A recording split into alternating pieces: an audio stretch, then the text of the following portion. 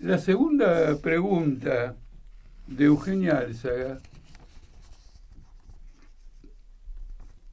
es la siguiente: ¿podría explicar por qué los gobiernos nacionalistas son más que nunca inviables en esta etapa imperialista y de descomposición del capital? Bueno, si vivimos una etapa de descomposición del capital, no solo son inviables los gobiernos nacionalistas, en realidad son inviables todos los gobiernos del mundo. Les voy a dar un ejemplo que en la historia va a figurar en el futuro como un fuerte antecedente de la crisis mundial que se está avisorando ahora. ¿Cuánto duró la primer ministra de Inglaterra? ¿Cómo se llamaba?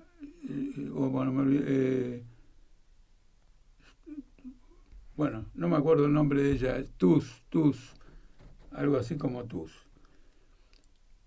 No duró nada. ¿Hay algún gobierno nacionalista que haya durado 45 días? Esta mujer no duró nada más que 45 días.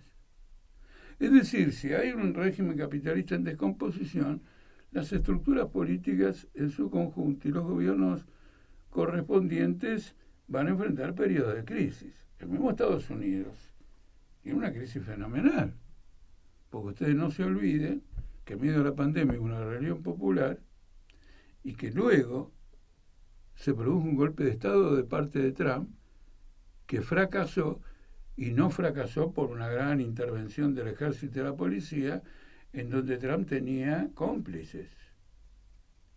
Y vamos a ver a qué nos lleva la investigación que están haciendo de ese golpe de Estado. Entonces, y en el caso de Macron, por ejemplo, tomamos en Francia, Macron en las últimas elecciones perdió una mayoría parlamentaria que lo obliga de algún modo a gobernar sin el consenso del Parlamento. Y recientemente en Alemania se descubrió una red tremendamente importante de derecha pro-nazi que estaba organizando un golpe de Estado. ¿Y por qué digo importante? Porque no eran los del copito, los copitos, los alemanes. Hay excomandantes del ejército y fuerzas militares, hay sectores de la policía que armaron toda una red clandestina bajo la barba de los servicios de seguridad de Alemania. Y en Alemania tiene conexión con el principal partido político de Alemania, que es el partido pro-nazi, la Alianza por Alemania, APD, AfD, Alianza für Deutschland. ¿Quién se salva? ¿Y la guerra? Todos los gobiernos estos han llevado al mundo entero una crisis fenomenal a través de una guerra. Porque lo que está viviendo Ucrania ahora y lo que está viviendo el conjunto de Europa, con esa escasez de gas, de energía, suba de precio de alimentos, inflación, es la consecuencia de el impas completo en que se encontraba la OTAN luego de varios años de su gran victoria cuando impuso la restauración del capitalismo en Rusia y en China, y ahora se enfrenta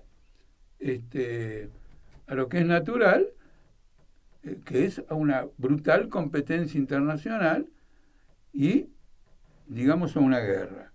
Entonces, me interesa más esta reflexión que las circunstancias de si pueden prosperar o no los programas nacionalistas, porque también hay que ver qué es un programa nacionalista. La burguesía nacional procura, siempre que puede, afirmar sus intereses en el marco del Estado Nacional. Y a veces, para eso, busca la alianza con el capital extranjero. Solo en circunstancias de crisis, de giros, de profunda decisión social, puede replegarse hacia una ofensiva contra el capital extranjero. Pero también lo puede buscar esa asociación. Y en este momento en el mundo se está dando una característica. Las principales potencias están rediseñando sus cadenas de producción. ¿Por qué? Porque la principal cadena de producción de los últimos años conectaba a China con Estados Unidos. Y con la pandemia y con la guerra, se considera que esas cadenas de producción son inseguras para China y para Estados Unidos. Entonces América Latina ahora se transforma en una región en la que vuelve el interés del capital norteamericano para conectar cadenas de producción. Por eso el interés por Vaca Muerta, el interés por el litio, el interés, bueno, dije Vaca Muerta, digamos, el tema del gas y el interés de las exportaciones agrarias, incuestionablemente. Si la burguesía entiende que sus intereses nacionales se preservan con esta nueva alianza con el imperialismo, a saber, integrar una cadena de producción internacional de la cual había quedado aislada porque China era más barata, más conveniente, más económica para los grandes monopolios internacionales, vamos a asistir a una fricción entre este conjunto de intereses.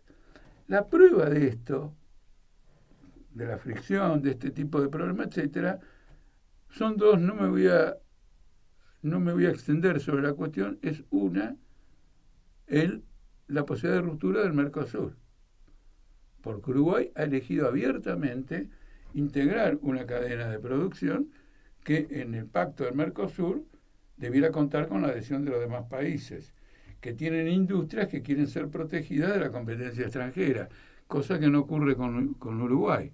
Entonces ahí tenemos